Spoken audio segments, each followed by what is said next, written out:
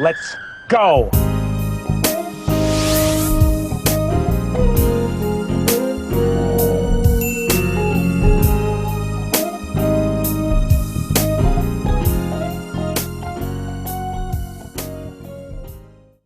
Well, welcome back. Welcome back to the Extraordinary Drummer Show. As you know, I'm your host, Cheron Moore. You know, I always say today. Well, today, guys, we got a cool cat on the show, man. I guess they say dog now, but I guess at my time, we got a cool cat on the show. He's a drum instructor. He's done touring work, studio session work. He's a drummer's drummer, and I love the most. He's a man of God. Will help me welcome my guest today, Ashton Thomas. Hey, Ashton. Hey, how you doing, Cheron? Hey, welcome to the Extraordinary Drummer Show. I'm well. How are you? I'm great. I'm glad to be here. Glad that we're finally doing this interview. I'm excited. Let me take you all the way back. Where are you originally from? Born and raised in the quote-unquote international city, Lorain, Ohio. Sure. Is that over there near Dayton? Oh, no, it's up north, northeast, about 15, 20 miles west of Cleveland. So it's in the northeast Ohio area. Some bad dudes have come out of Ohio, man. Man, no kidding. Oh, my. Let's take you all the way back. Let's go all the way back. I read where you started playing drums at the age of 3. Yes. How did you get acclimated? How did you know at 3 that you wanted to play? Well, didn't necessarily know that I wanted to play, but music was always there. One thing that I always make a point to mention are my grandparents. My grandmother, singer, songwriter, pianist. She had a group with some of her immediate relatives called the Northern Gospel Lights. A contemporary gospel group. And then my grandfather, my mom's father, God rest his soul, Ray Ballard. He sang quartet with his brothers, the Ballard Brothers, and they released a record back in the late 70s, early 80s, whereabouts. And then he also sang gospel, but R&B as well. And he has an R&B record out on all social media platforms and stuff. As for me, again, my father and older brother, they're drummers. So I just watched them play and, but really for me, I'll say I really didn't really start playing until, my teenage years. But yeah, music was all over. And like we had all the instructional drum videos and, even some cassettes and CDs of, drummers that have recorded and, and other musicians as well that I was well aware of, in my earlier years. So. And you said your father and your older brother were drummers? Yes, sir. Yes. Wow. Mm-hmm. Man, that's cool. What did you pick up from dad and what did you pick up from your older brother? Well, my father, he was really like a funk pocket, gospel guy. He actually did a session with what's her name? Why is it escaping me? Dorothy Norwood. He did a session with Dorothy Norwood back in 93 or 94, which I remember like it was yesterday, just hanging out and seeing how sessions go. And then my older brother, he's an absolute annihilating drummer. He was actually, I'll tell you this, he was actually a Guitar Center Drum Off finalist when he was only 10 years old.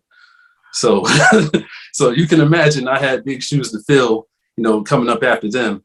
But yeah, my brother, like, he's always been like a very aggressive chopper. And even me and my younger brother, we'll when he decides to play, my older brother decides to play, me and my other brothers will just laugh and just awe and disbelief of how, creative he is. So, yeah, so just creativity and actually servicing the music was, a couple of things that I, drew from them. Tell me, when did you get your first drum kit? Well, my first drum kit to call my own, I did not get until I was 17 years old for my 17th birthday. Because again, my father and older brother, they're drummers. So anytime I decided to play, I would just play on one of theirs. Take me to high school. What was the scene in high school? Oh, man. Oh, so I'll say this. Before high school, I wasn't that known as a drummer or a musician. I wasn't that known until I actually got to high school. So, but the scene there, I guess was more about, well, especially in marching band, was all about military position and stuff like that. So, a lot of coordinated stuff, not really cutting edge like what you would see with all the other HBCUs and stuff. Like we were very like stuck to the book of traditional marching band. So, but in high school, that's when I joined the marching band, which played snare drum, bass drum, quads, and I was the section leader my senior year. Orchestra, I played snare drum and marimba. And then jazz band was so much fun. I played jazz band all 4 years, and we actually performed at the Lakeland Jazz Festival and Tri-C Jazz Festival between my freshman and sophomore year. Is that around the same time you won the Louis Armstrong Award? Yeah. My senior year, I won the Louis Armstrong Award, and that was a very proud moment for me, because it was actually a tradition. Because again, my father and my older brother, when they were in high school, they won that same award as well. So yeah, it felt good that I could actually keep that tradition going for that time. So yes, the Louis Armstrong Award, and it was a proud moment for me, definitely. You turned pro, at the age of 16? Yeah, go figure. Only after a year and a half when I decided, because it was my freshman year where I decided that I actually wanted to pursue a career in music. But my first session was with a gentleman, which you might know, Dr. Curtis Daniel, which at the time, he was the national organist for the Church of God in Christ. And he had a session coming up with some original material, that some instrumentals that he wanted to record and stuff. So that was when I was 16 years old. I played that session, got paid, and, met a lot of cool people. And I guess a couple of years later, because he's also a radio announcer as well, a couple of years later, I actually heard one of the songs that we played from that night on the radio when I was about 19 or 20. So that was that was surreal, actually, hearing myself on the radio that young. So let's talk about these credits. Oh man, these credits. What was it like working with, and then help me say this, DeSean Jones? Yes, DeSean Jones. That is my brother.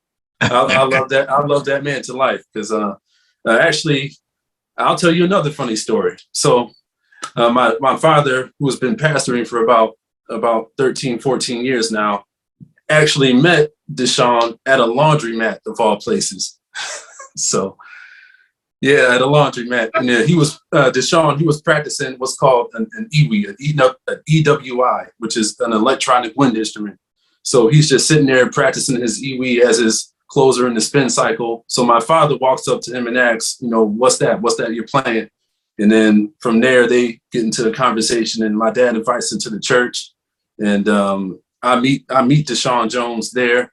He plays at church. He hears me play for the first time. And that was the beginning of an incredible 9 years. That was about 9 years ago when that happened, about 10 now. So, but yeah, just working with him and continue working with him, he's definitely pushing me to my limit, which is what I'm grateful for. Like, I can't even begin to tell you just musically, the benefits I've gained from working with him. So that's been a blessing for me.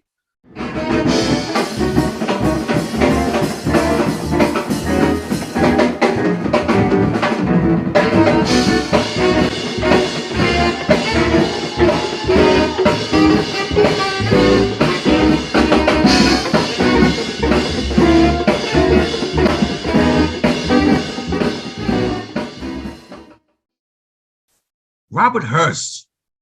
Yes, the Robert Hurst. Yes, that's my guy.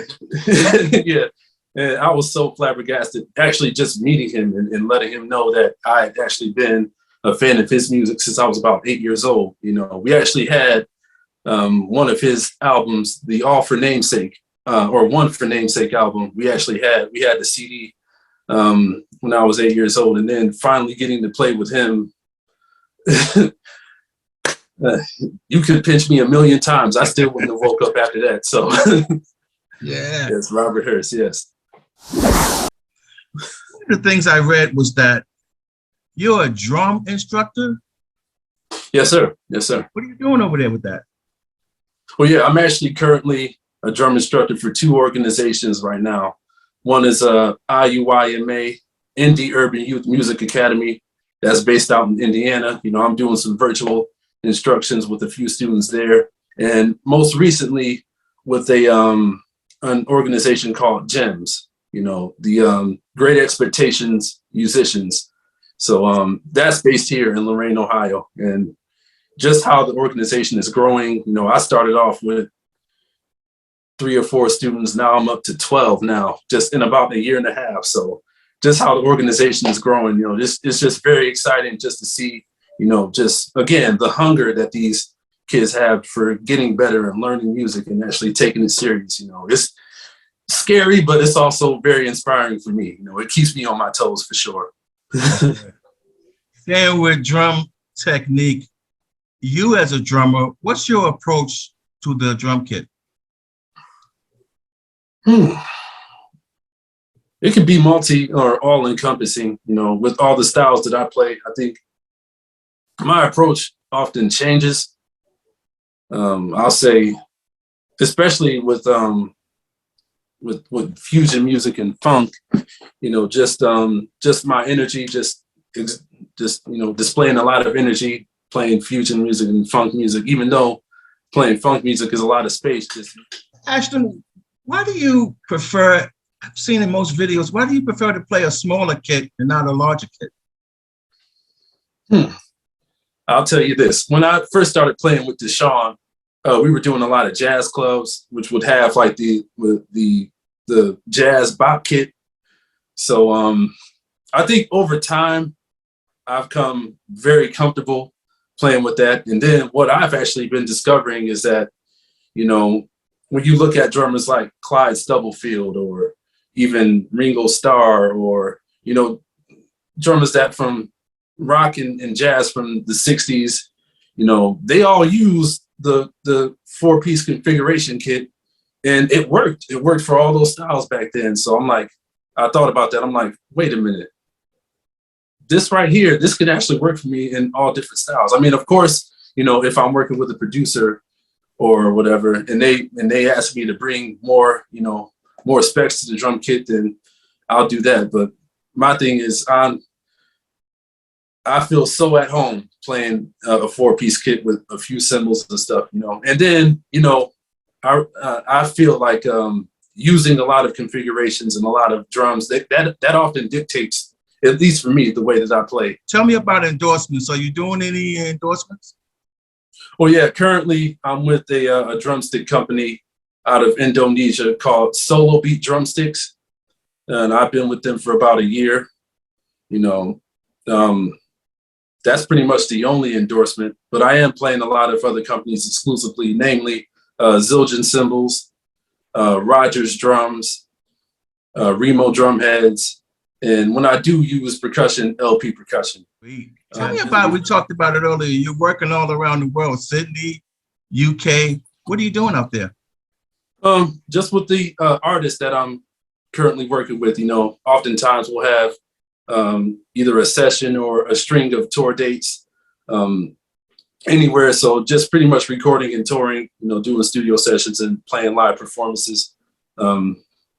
So I'm enjoying it. I love traveling. So, yeah. Who are you working with now? Well, still with DeSean Jones. Okay. Yeah, a new gospel artist by the name of Nicole, which her album is out. Her album is out, and we're about to actually record her second album in a couple of months now.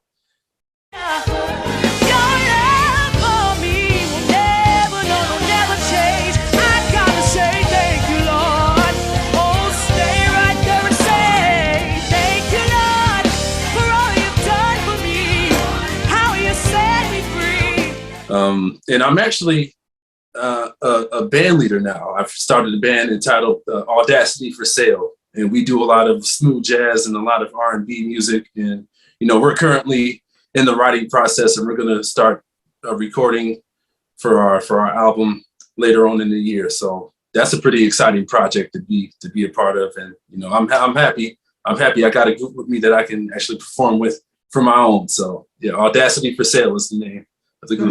how are you gonna make time to go to MIT with all this action going on? I'm gonna make it work. You know, I'm pretty much a busy guy anyway. So, but that is a good question though. How I'm actually trying to make all this work. You're gonna need two of you. Yeah.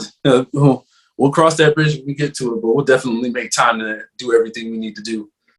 Ashton, we do a thing on the show we call, I'm sure you've seen it, Word of Advice, where I ask the drummers, I ask the guests if they will leave a parting word for the up-and-comer guys, or even the guys at the next level, but that are trying to get traction in this game, in this industry. If you will you leave them a word of advice, please? All right, yeah, so word of advice. Well, as the old saying goes, it's not always what you know, sometimes it's who you know. So my word of advice would be for anybody who's trying to get traction is to, networking is the name of the game, and that's pretty much how I've been able to, record and travel as much as I have, just always making sure that, always checking out different musicians and always seeking people to work with and, just being social, if you will, just always making sure that I'm networking. And then one thing I will say is that, there's pretty much a time and place for everything.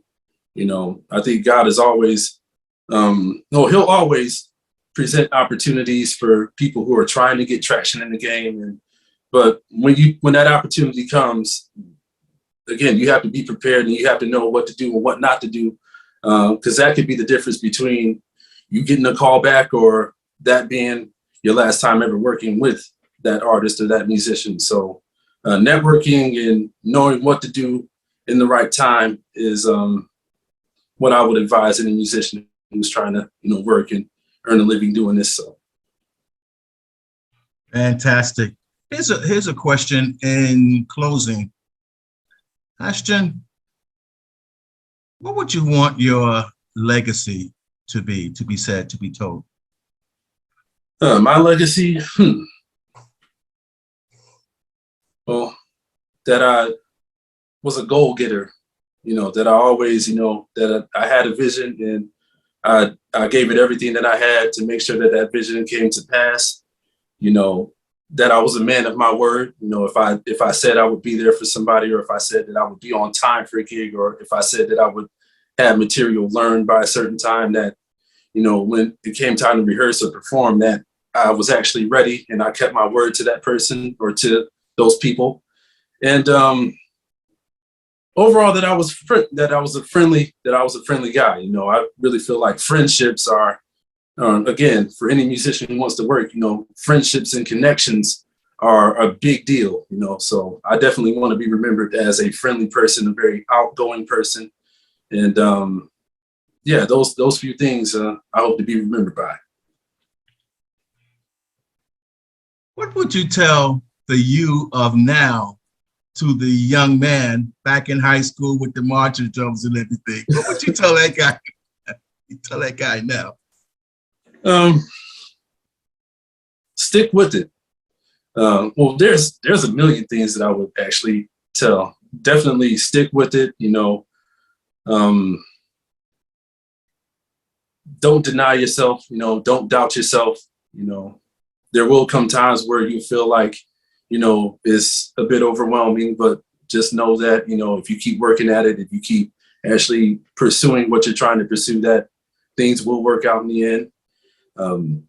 There's a million things that I would actually, and it's funny you say that, because oftentimes I wish I could go back and just converse with the high school me and let him know everything that he needs to know in order, just so, things will go a lot smoother that the next time around than they have. So, yeah. Ashton, let me say thank you so very much for being on the Extraordinary Drummer Show. Thank you for having me. And I'll say for all you viewers out there, if you're watching this, be sure to like, comment, and subscribe to the Cheron Moore YouTube channel. They have a lot of great interviews outside of this one. So all your favorite drummers, all your favorite people, this guy has interviewed. So definitely go check those out. Thank you. Thank you so much, so very much. Will you help us wave goodbye to all the fans?